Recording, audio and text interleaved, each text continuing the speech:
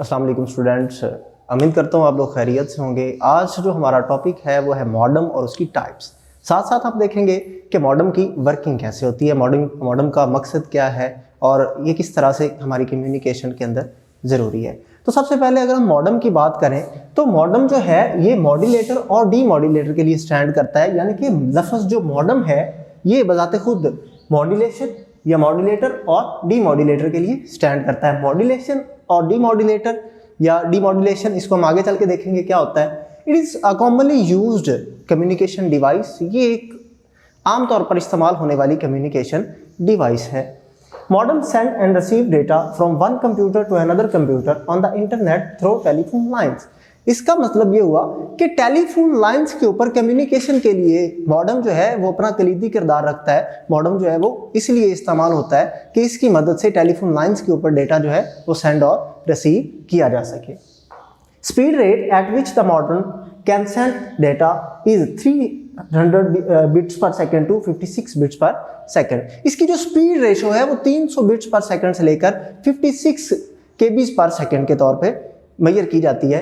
और अगर हम वर्किंग की बात करें तो जैसा कि हम पहले ही डिस्कस कर चुके कि जो मॉडेम है ये कम्युनिकेशन के लिए इस्तेमाल होता है, यानी कि सेंडर साइड से लेकर रिसीवर साइड तक थ्रू इंटरनेट जो कम्युनिकेशन होती है उसके अंदर अपना रोल प्ले करता है। Computer stores information in the form of digital signals. जो कंप्यूटर है वो अपने अंदर जो इंफॉर्मेशन स्टोर करता है वो जो है वो डिजिटल सिग्नल्स के अंदर स्टोर करता है। However, the information transmit over the telephone lines in the form of analog signals। लेकिन यहाँ पे जो पॉइंट सामने आता है वो ये कि जो इंफॉर्मेशन फिर ट्रांसमिट होती है टेलीफोन लाइंस के ऊपर वो एनालॉग सिग्नल्स में ट्रांसमिट होती है।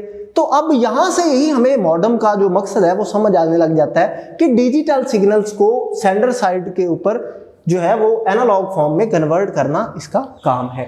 The modem receives data from computer. जब हम कंप्यूटर के ऊपर डाटा इंटरनेट के ऊपर ट्रैवल करवाना चाह रहे हैं, हम सेंड करना चाह रहे हैं, तो जो मॉडेम है वो सबसे पहले कंप्यूटर से डाटा रिसीव करेगा और रिसीव करने के बाद जब वो रिसीव करेगा तो तब डाटा जो है वो किस शक्ल में होगा, वो डिजिटल फॉर्म में होगा।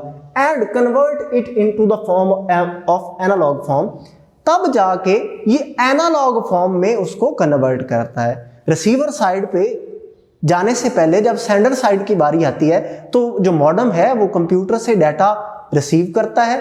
रिसीव करने के बाद उसको कन्वर्ट करता है एनालॉग फॉर्म में। This process is called modulation. और ये जो प्रोसेस होता है इसको हम मॉड्यूलेशन कहते हैं। इसके बाद अगर हम बात करें, और ये जो प्रोसेस होता है ये सेंडर साइड पे होता है, ये प्रोसेस सेंडर साइड पे होता है और इसको मॉड्यूलेशन के तौर पे जाना जाता है। इसके बाद अगर हम बात करें रिसीविंग साइड की, और इसी तरह से अगर हम अब रिसीविंग साइड पे हैं तो जो मॉडेम रिसीविंग साइड पे लगा होता है, यहाँ पे एक बात नोट करना आपके लिए जरूरी है, वो ये कि कम्युनिकेशन जो इंटरनेट पे है उसके लिए जरूरी है कि रिसीवर साइड और सेंडर साइड दोनों जो है वो मॉडेम कैरी किए हों। The modem on receiving computer receives data in analog form.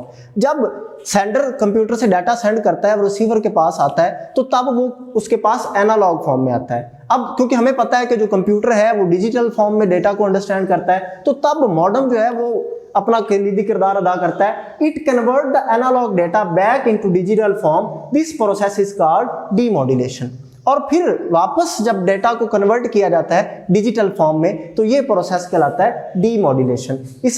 अगर हम बात करें फीचर्स की मॉडेम के, तो हमारे पास स्पीड इसका एक फीचर है, सेल्फ टेस्टिंग है, वॉइस ओवर डेटा है और एरर कंट्रोल है। डिस्कस करते हैं टाइप्स ऑफ मॉडेम को। तो हमारे पास 3 तरह के मॉडेम अवेलेबल हैं यहाँ पे आजकल मार्केट में। सबसे पहले एक्सटर्नल मॉडेम, इंटरनल मॉडेम और वायरलेस मॉडेम।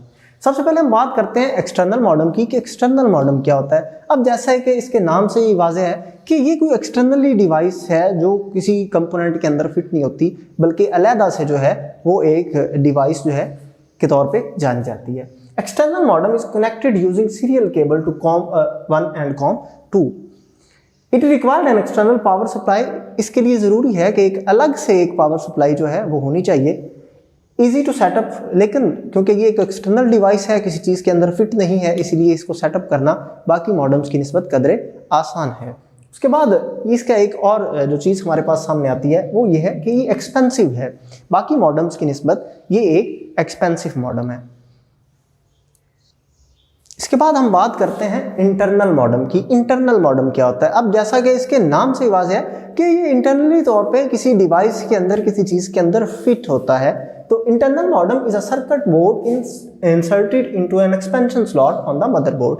तो ये मदरबोर्ड के ऊपर लगा होता है, can not be moved from one computer to another computer easily. इसको एक कंप्यूटर से दूसरे कंप्यूटर में मूव करना वो इजीली नहीं है, क्योंकि आप लोग जानते हैं कि जब कोई डिवाइस के अंदर कोई पुर्जा फिट होता है, उसको एक डिवाइस से दूसरी डिवाइस में शफल करते हुए उसके ब्रेक होने का खतरा जो होता है वो मौजूद रहता है। It is difficult to setup than other types of modem, less expensive than external modem. ये एक्सटर्नल मॉडम की निस्बत कदरे सस्ता एक हमारे पास मॉडम के तौर पे सामने आता है। उसके बाद इसकी एक लास्ट टाइप जो हमारे पास आती है वो आती है wireless modem. Wireless modem transmit the data signals through air instead of cables. अब वायरलेस वो चीज़ होती है जिसमें किसी वायर का इस्तेमाल नहीं किया जा रहा होता। तो वायरलेस मॉडम भी एक ऐसी मॉडम है, एक ऐसी डिवाइस है जिसके अंदर कोई वायर का इस्तेमाल नहीं होता। आप लोग ईवो वगैरह यूज करते हैं, तो वायरलेस मॉडम की एक वाज़िया मिसाल है। तो आज का हमारा लेक्चर यहाँ पे जो है वो इख्तिताम हुआ। उम्मीद करता हूँ कि आप लोगों को समझ आया होगा। Thank you very much.